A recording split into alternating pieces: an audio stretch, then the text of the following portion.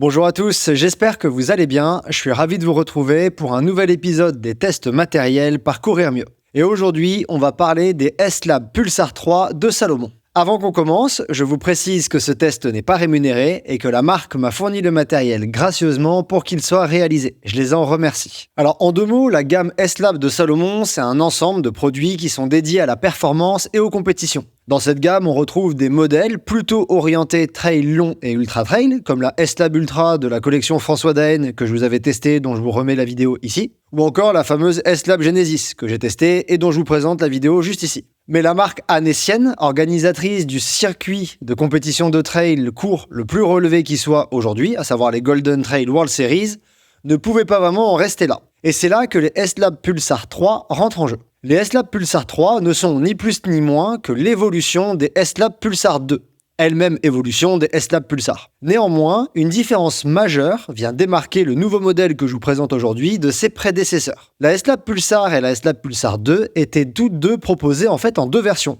La classique, qui arborait des crampons de 2,5 mm, et une version soft ground, munie de crampons plus profonds de 5 mm, mais donc un peu plus lourde. Quelle que soit la version, soft ground ou classique, les crampons étaient disposés en plot. Les S-Lab Pulsar 3 que je vous présente aujourd'hui sont quant à elles proposés en une seule version. Salomon a décidé de mettre de côté les petits crampons et d'accentuer l'accroche du modèle. Les chaussures que je vais vous présenter dans cette vidéo proposent des crampons d'une épaisseur de 4,5 mm, c'est-à-dire on est plutôt proche de ce qu'on connaît sur les anciennes versions soft ground, qui étaient en 5 mm, que classique en 2,5 mm.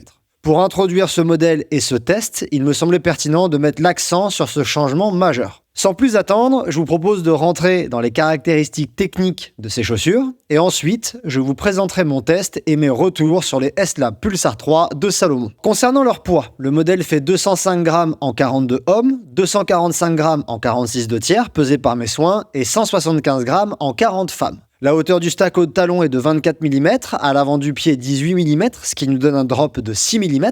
Les chaussures sont équipées d'un mesh en matrix pour une durabilité et une résistance exceptionnelles. La zone placée sur le dessus du pied au niveau des lacets est en tissu aéré avec 2 bandes renforcées au niveau des œillets des lacets. Le laçage, c'est du quick lace comme toujours avec Salomon et la semelle extérieure est en contact grip. Les crampons, comme je vous l'ai dit, sont de 4,5 mm et plutôt agressifs, disposés en lame formant la lettre V. L'orientation des crampons est différente entre l'avant, favorisant l'accroche en montée, et l'arrière, favorisant l'accroche en descente. La semelle intermédiaire, c'est-à-dire l'amorti, est en énergie foam, qui est la mousse dynamique propriétaire de Salomon. Pour la largeur du chausson, elle est plutôt fin, et la tige est de type chaussette, en une seule pièce qui enveloppe précisément le pied.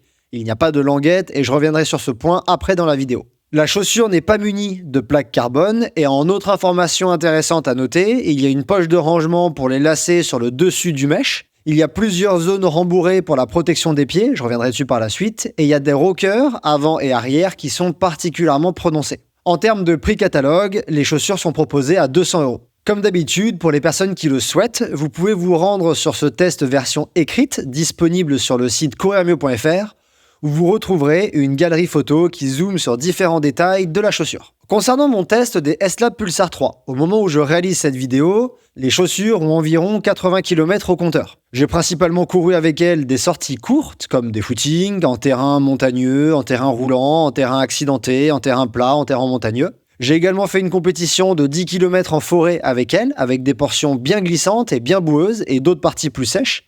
Il y avait même une partie plutôt bitumée. J'ai aussi fait une sortie longue avec ces chaussures, qui faisait environ 25 km et 1000 mètres. Et là aussi, il y avait des parties roulantes, d'autres plus techniques. J'ai aussi fait des séances à haute intensité avec ces modèles, comme une séance de fartlek avec des allures, on va dire seuil, et des entraînements fractionnés à PMA en côte. Comme d'habitude, j'ai essayé de tester ces dernières dans le plus de conditions possibles pour vous faire un retour complet et détaillé sur ce modèle. Et je vous propose qu'on passe à ces retours. Sans trop de surprise, le premier élément que je vais discuter dans cette vidéo, ça concerne le dynamisme des chaussures, que moi j'ai personnellement trouvé exceptionnel. Les S-Lab Pulsar 3 ont énormément de répondants.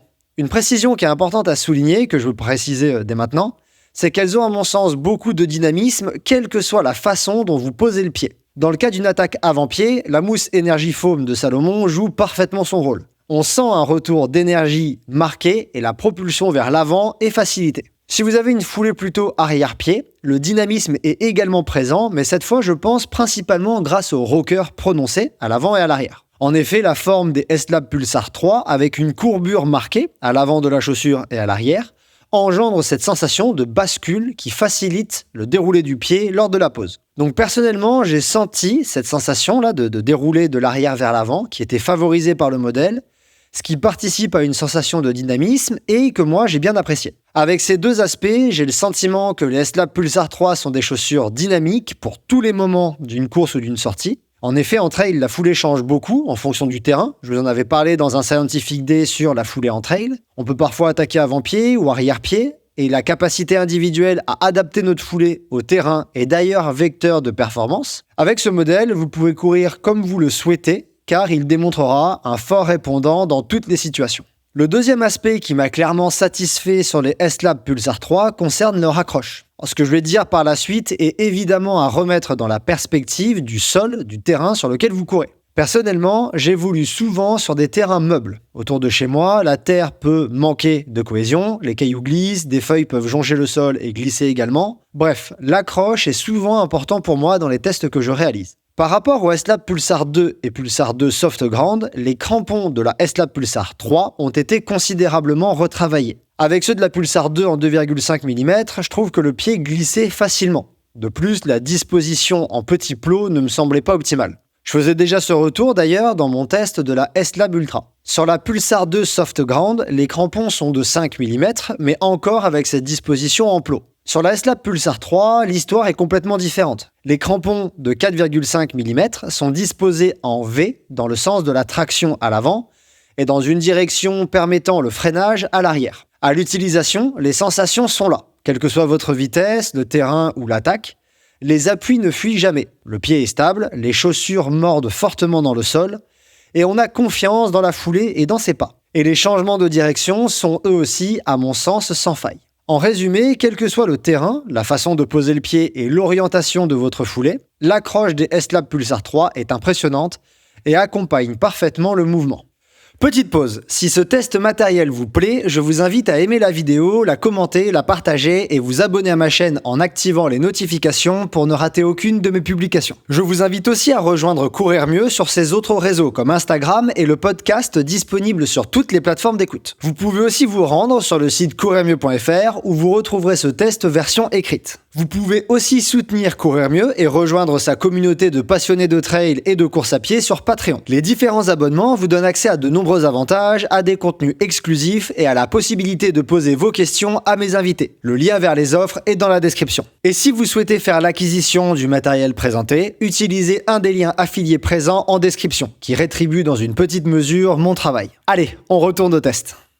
Un autre aspect de la chaussure donne ces sensations de confiance et d'efficacité dans la foulée, et il s'agit du fit sur les S-Lab Pulsar 3. Une fois enfilées, les chaussures et leurs chaussants si particuliers, sans languette ni rabat d'œillet, épousent parfaitement les pieds et ne fait qu'un avec ces derniers. Le fit est si proche qu'il me semble presque possible de courir avec elles sans réellement resserrer le quick lace. Donc à l'utilisation, ces chaussures sont précises en suivant parfaitement le mouvement que vos pieds souhaiteraient réaliser et les positionnements que vous souhaitez adopter. Je me dois quand même de préciser une chose, ce fit peut surprendre, voire gêner certains. La proximité est si proche avec le pied que des athlètes pourraient avoir l'impression d'être comprimés dedans, de ne pas avoir d'espace ou de mobilité dans le chausson. De plus, les personnes avec des pieds larges ressentiront encore plus cela, comparativement aux personnes avec une largeur de pied moyenne ou fine, comme c'est plutôt mon cas. Ces chaussures étant typées pour des formats courts, donc à mon sens, même si une sensation de fit trop prononcée se manifestait, elle me semble supportable sur les durées ciblées.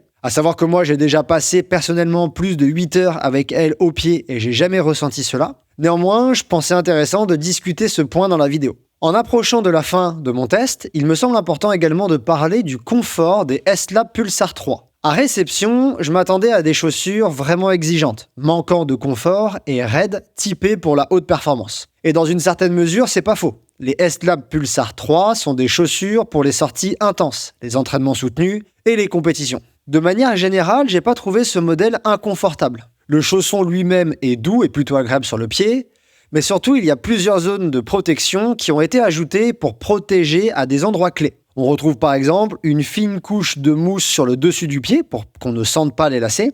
Et il y a également la présence de 3 blocs de mousse amortissant qui protègent le talon, un vers la malléole interne, un vers la malléole externe et enfin un qui est présent sur le tendon d'Achille. Dans leur catégorie de chaussures légères et orientées pour la vitesse et la performance, je trouve que les S-Lab Pulsar 3 font plutôt partie des modèles confortables. Et le dernier point que je soulignerai dans ce test, rapidement, ça va concerner le poids des S-Lab Pulsar 3. Avec leurs 205 grammes en 42, ce modèle est un des plus légers du marché. Comme on sait que le poids en bout de chaîne, c'est-à-dire au pied, est un critère clé du coût du déplacement, donc de la performance, surtout sur des formats courts, il s'agit là aussi d'un point qui, à mon sens, est en faveur de ces chaussures. La question que je me pose réellement après avoir réalisé ce test, c'est qu'est-ce que les Pulsar 3 ont comme défaut ? Est-ce qu'il y a des pistes d'amélioration pour la suite ? Et c'est assez rare, mais j'ai peu de commentaires à faire dans cette section de la vidéo. Mais j'ai quand même envie de discuter 3 points. Tout d'abord, les S-Lab Pulsar 3 n'ont pas de plaque carbone. C'est presque surprenant dans une période où toutes les chaussures, surtout celles qui sortent voulant être le plus dynamiques, le plus performantes, ont des plaques.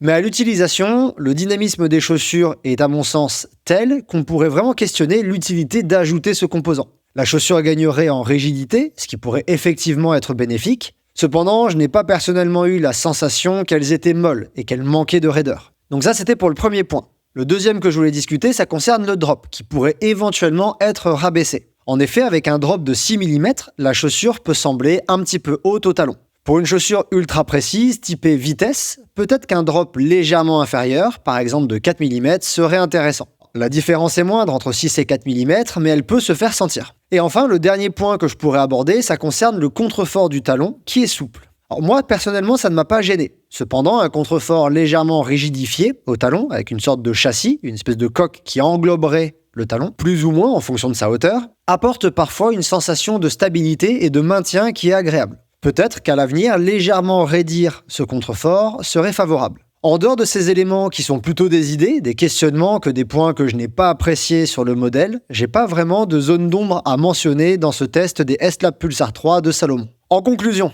mon avis, c'est que les S-Lab Pulsar 3 de Salomon sont un vrai chef-d'œuvre. À l'utilisation, c'est avec plaisir que j'ai rencontré des chaussures ultra dynamiques avec du répondant, quelle que soit la façon d'attaquer le sol, avant-pied, milieu-pied ou arrière-pied. À l'origine de ce dynamisme se trouve certainement leur rocker prononcé et la mousse énergie foam de la semelle intermédiaire. Les crampons de 4,5 mm sont disposés de manière agressive et asymétrique pour une accroche exceptionnelle. Et avec leur fit ajusté qui amène ces chaussures à ne faire qu'un avec le pied, j'ai ressenti une précision remarquable avec un modèle qui épouse à merveille les mouvements du pied et dans laquelle on peut donc avoir confiance lors des appuis. Les nombreuses zones de protection du pied, subtilement réparties en des points clés, minutieusement choisis, rendent les S-Lab Pulsar 3 confortables. Enfin, leur poids de 205 grammes en font un des modèles les plus légers du marché. L'absence de plaque carbone ne se fait pas spécialement ressentir tant la chaussure est dynamique, et certains pourraient vouloir un drop rabaissé, par exemple de 4 mm au lieu de 6, ou un contrefort légèrement plus rigide pour augmenter le maintien du talon.